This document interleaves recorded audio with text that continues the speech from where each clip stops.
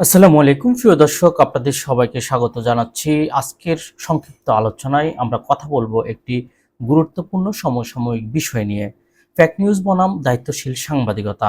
বর্তমান সময়ে তথ্য প্রযুক্তির যুগে আমরা খুব দ্রুত খবর পাই।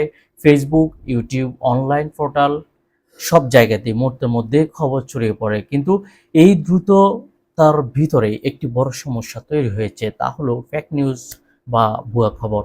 ফেক নিউজ এমন একটি বিষয় যা খুব সহজেই মানুষের মধ্যে বিভ্রান্তিকর তথ্য তৈরি করতে পারে। অনেক সময় একটি ভুল বা মিথ্যা তথ্য সামাজিক অস্থিরতা, রাজনৈতিক উত্তেজনা কিংবা ব্যক্তিগত মানহানিকর কারণ হয়েও দাঁড়ায়। দুঃখজনক হলেও সত্য, এখন অনেক সময় যাচাই বাছাই ছাড়াই সামাজিক যোগাযোগ মাধ্যমে খবর ছড়িয়ে দেওয়া হয়। কেউ কেউ কেবল ভিউ, লাইক বা জনপ্রিয়তার জন্য অপমানিত তথ্য প্রকাশ করেন। এতে করে প্রকৃত সাংবাদিকতার ভাবমূর্তি ক্ষতিগ্রস্ত হয়। এখানে আসি দায়িত্বশীল সাংবাদিকতার প্রশ্নে। একজন প্রকৃত সাংবাদিকের প্রথম দায়িত্ব হচ্ছে তথ্য যাচাই করা। একটি খবর প্রকাশের আগে তার উৎস কতটা নির্ভরযোগ্য, তথ্যটি কতটা সত্য, এসব বিষয়ে নিশ্চিত করা অত্যন্ত গুরুত্বপূর্ণ। সাংবাদিকতা শুধু খবর প্রচার করার কাজ নয়, এটি একটি দায়িত্বপূর্ণ পেশা। সমাজের কাছে সঠিক তথ্য তুলে ধরা এবং মানুষের আস্থা বজায় রাখা সাংবাদিকদের সবচেয়ে বড় দায়িত্ব।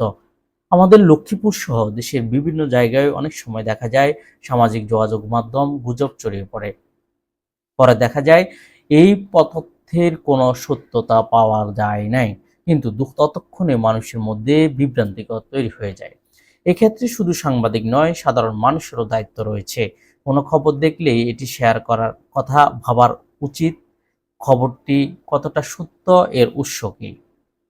সর্বশেষ বলতে চাই, ফেক নিউজ সমাজকে বিভ্রান্ত করে, আর দায়িত্বশীল সাংবাদিকতা সমাজকে সঠিক পথে পরিচালিত করে। তাই আমাদের সবার উচিত সত্য ও নির্ভরযোগ্য তথ্যের পক্ষে থাকা। প্রিয় দর্শক, আজকের সংক্ষিপ্ত আলোচনা এ পর্যন্তই। এ বিষয়ে আপনার মতামত কি, কমেন্ট করে জানাতে পারেন। সবাই ভালো থাকবেন, সুস্থ থাকবেন। আল্লাহ হাফেজ।